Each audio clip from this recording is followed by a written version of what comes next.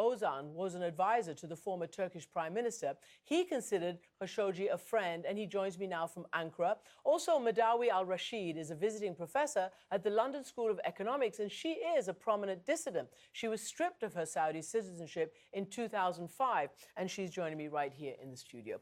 Welcome to both of you. Can I first start in Turkey, because the details of the investigation are being leaked fast and furious. So, Mr. Ozan, can you tell me what you know and what you can tell me about all the things that are being leaked by Saudi intelligence and security and government officials about this grisly case? The latest being the kind of horrendous details of severing and dismembering, as reported by the New York Times on this audio tape.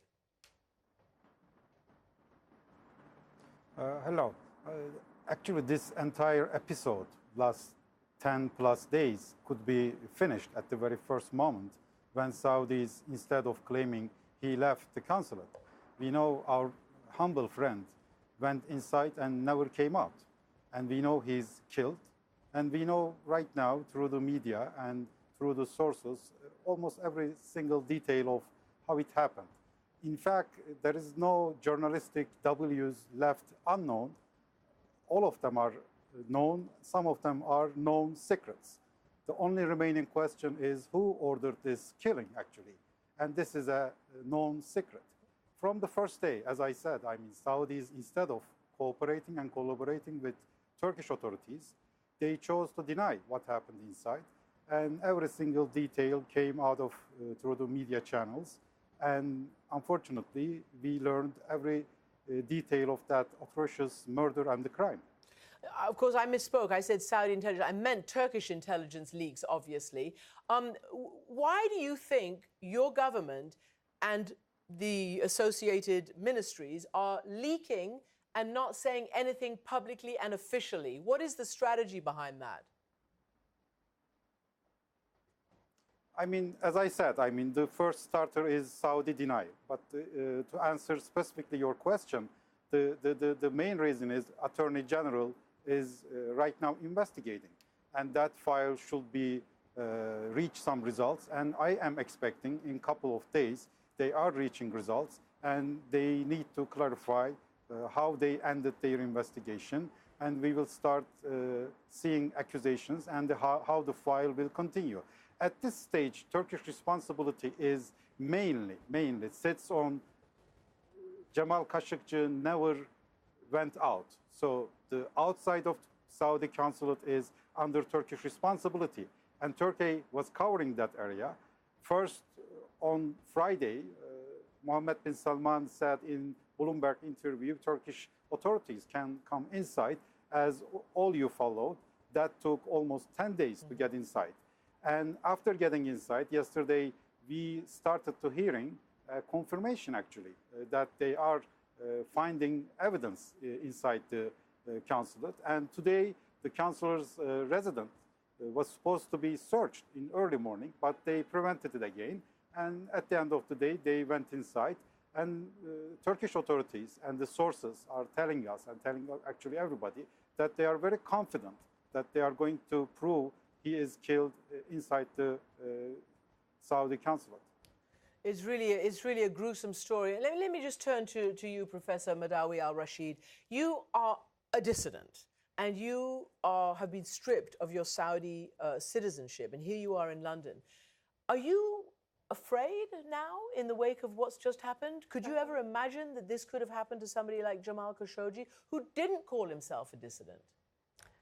First of all, I see myself as an academic who writes critical history and commentary on social issues and political issues. In that respect, this is defined as a dissident in the Saudi context. I think through my knowledge of Saudi Arabia that the killing of Jamal Khashoggi would not have happened. I did not imagine that the Saudi regime would actually do this in a consulate. They may cause trouble for dissidents. And also there had been historical cases when they actually kidnapped dissidents, such as, for example, in 1979, there was a famous Saudi dissident called Nasser Said. He was kidnapped from Lebanon, and the person who assisted in that kidnapping was the Saudi ambassador at the time, Ali Sha'ir. And now it is an open secret. The man disappeared, and we don't know anything about him. His children are still alive. His wife, they don't know where he is.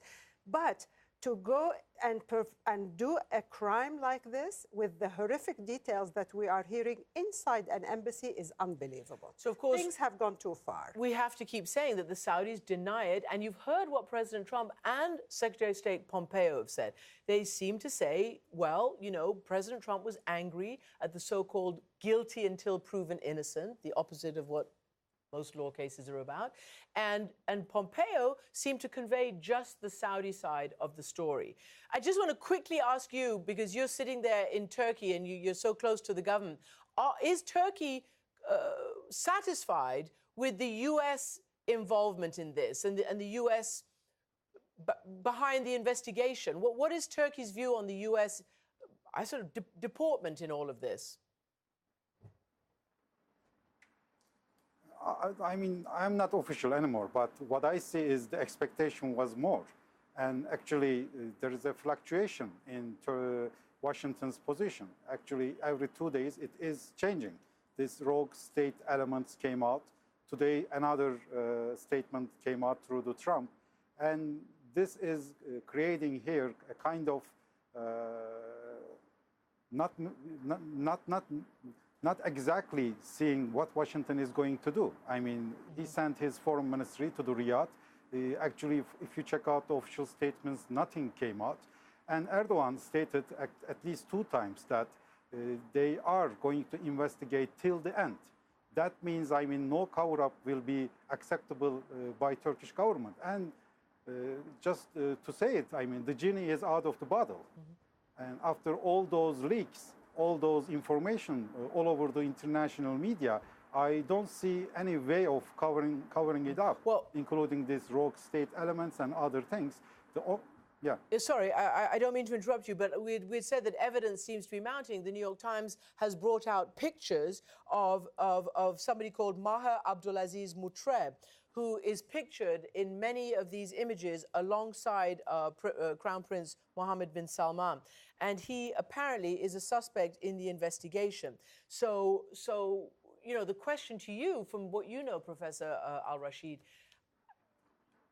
how does this kind of work? I mean, are you surprised by the reporting of all these names who flew into Turkey on this plane on that day, then flew out, and obviously had to have high-level carte blanche or permission to get through the airspace, from the airport to the consulate and out? Yes, this is a premeditated murder.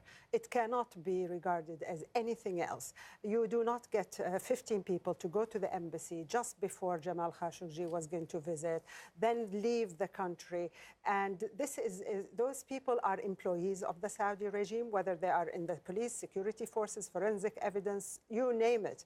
They are working within the regime. They are not a rogue element that happened to be traveling on an airplane, arriving at the consulate, murdering someone, then leaving the country.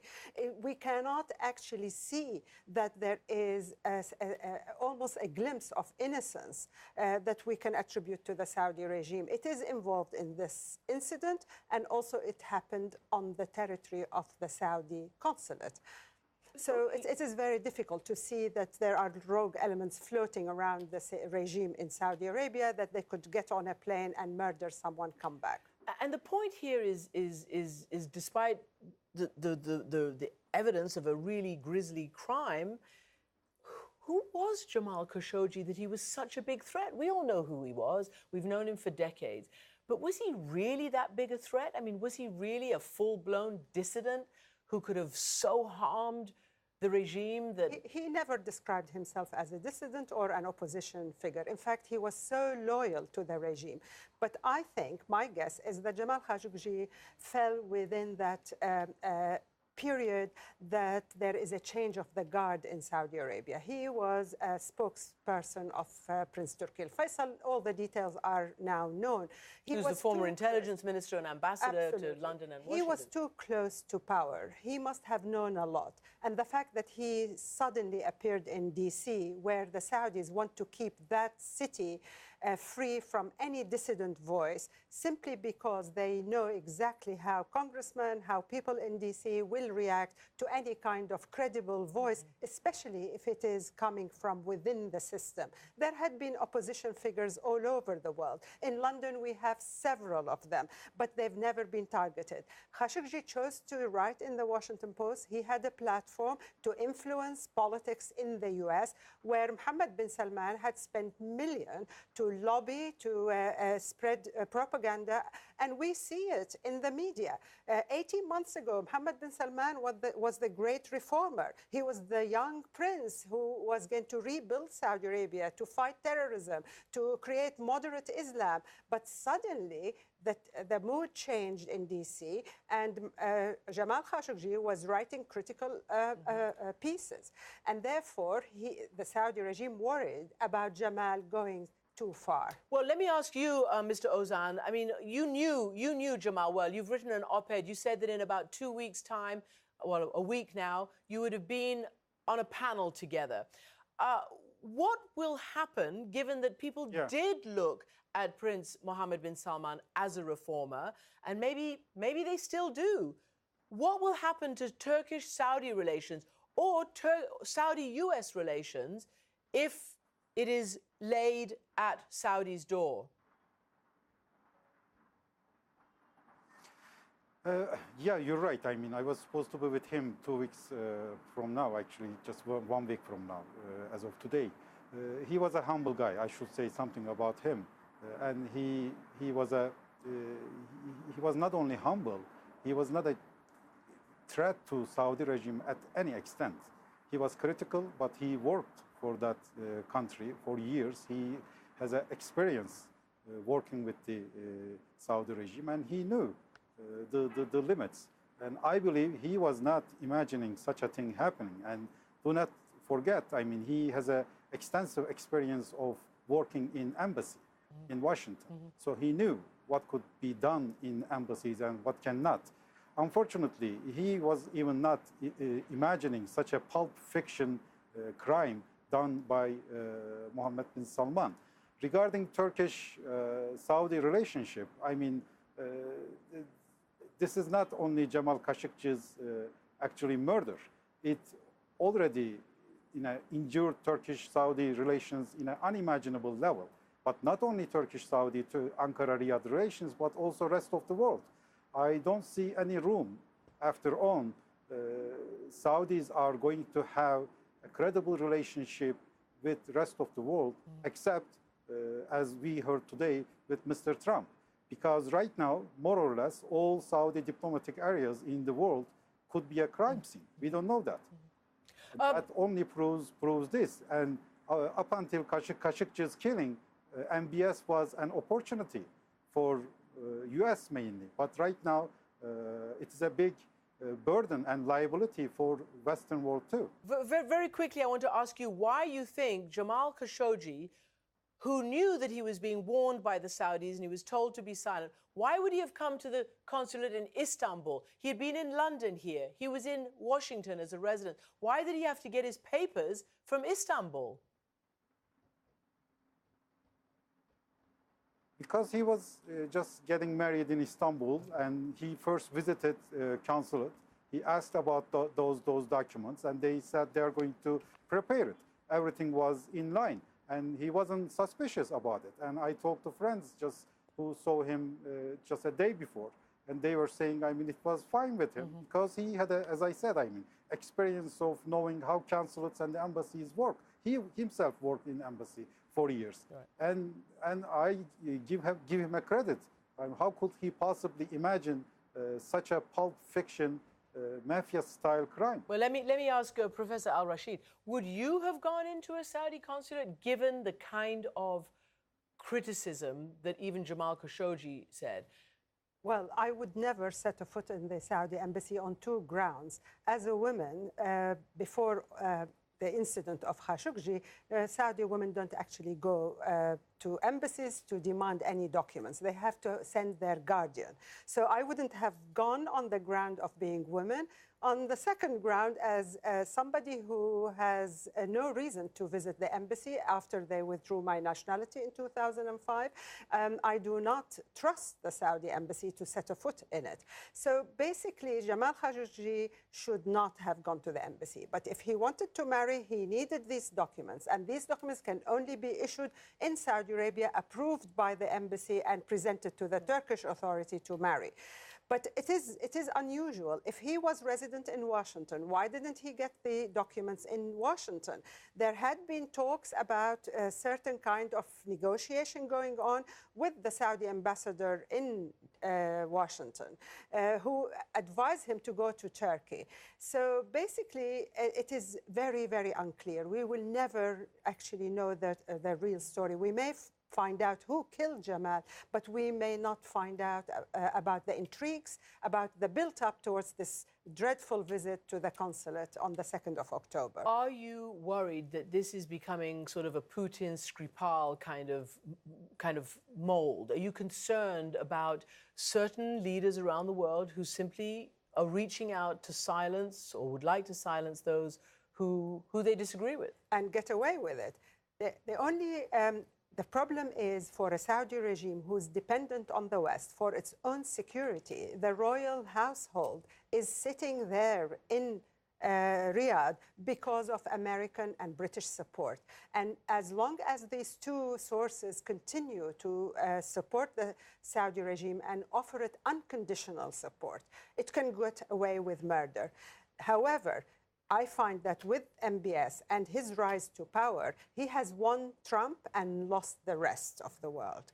And if this continues, he may continue in his erratic behavior. As long as Washington does not pressurize the Saudi regime to behave like a respectable member of the international community, we're not going to see a change. Let's not forget, there are 1,500 people detained in Saudi Arabia since November 2017, according to MBS himself in his interview with Bloomberg. And therefore, the situation in Saudi Arabia is treacherous. People are living under fear, and it is becoming like the kingdom of terror. Dear, oh dear. Professor Al Rashid, Mr. Ozan in Turkey, thank you both very, very much for joining us tonight.